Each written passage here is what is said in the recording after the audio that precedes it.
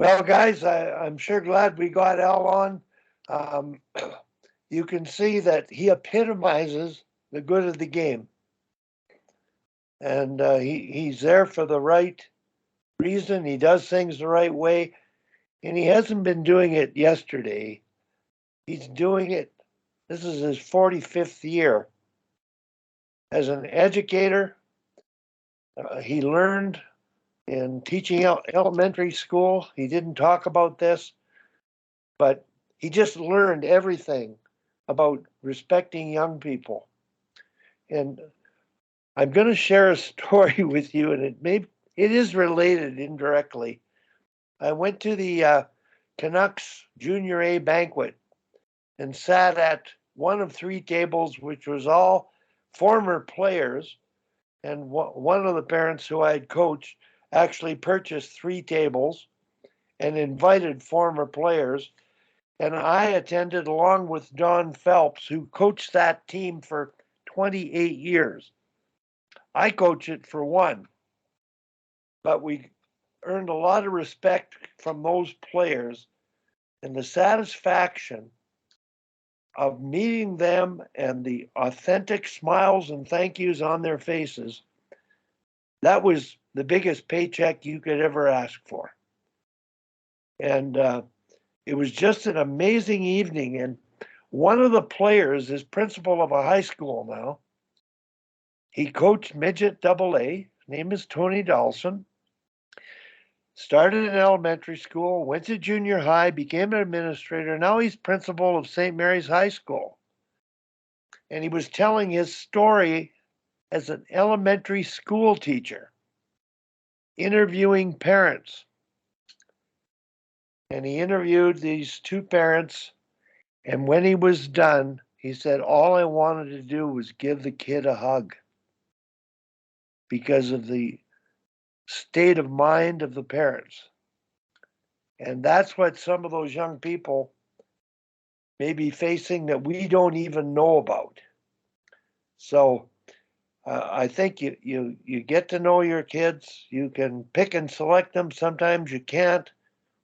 And coaching is becoming, really, parents don't have time to parent. The coach is going to spend more time with their kids than they are. You think about that. It's usually reality. And if the time spent is complaining on the drive to and from the rink or encouraging on the drive to and from the rink. And I think what we're trying to do is make everything everybody does encouraging. So, Hal? Yeah, you're right on, Wally, just in real time. And again, I started coaching this team. I didn't know any of the kids, and I didn't know any of the parents. And as the season went on, and we talked a little bit about some of the problems that we had with a parent and one of the players. But I also learned in the last month that we've got three kids on the team. These are 13 and 14-year-old kids whose parents are going through a brutal divorce. And these kids are so vulnerable. And he pulled here, there. One of our kids is finally getting spent time with. He hasn't had any time with him for quite a while. And, one of the boys who got hurt was our weakest player and got hurt by another player in practice. I asked him last night at the game, what'd you do today? And he goes, well, I was with my dad. We're out looking for a new house. Yeah, because his father and mother are getting divorced, and it's very contentious. So I really feel for these kids. They have a lot of challenges in their lives. And to your point, Wally, the better we get to know them and their families, the better job we can do as a coach. And that's, it's hard.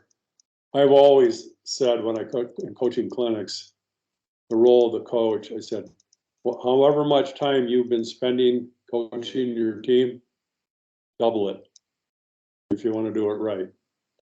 Spend more time learning, getting to know the families, getting to know the kids.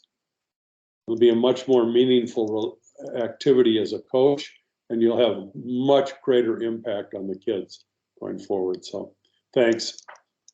for bringing that up, Wally. That's awesome. I'm just wondering if anybody else has anything to share in that regard, because it's really the culture that we create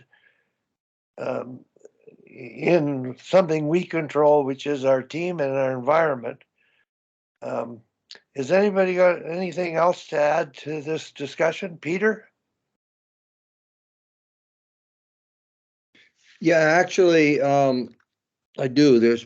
I'm not going to get this exactly right, so it's going to be sort of paraphrased, I think, by Maya Angelou, is people will often not remember what you did, but will always remember how you made them feel.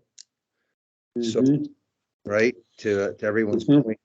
Yeah, pretty close. I like it. It's awesome. There you go. Absolutely. Well, that goes back to the Positive Coaching Alliance, right? Yeah. Making kids feel safe, emphasize the positives and downplay the negatives, because every player makes mistakes on an ongoing basis on the ice. And have you ever noticed that when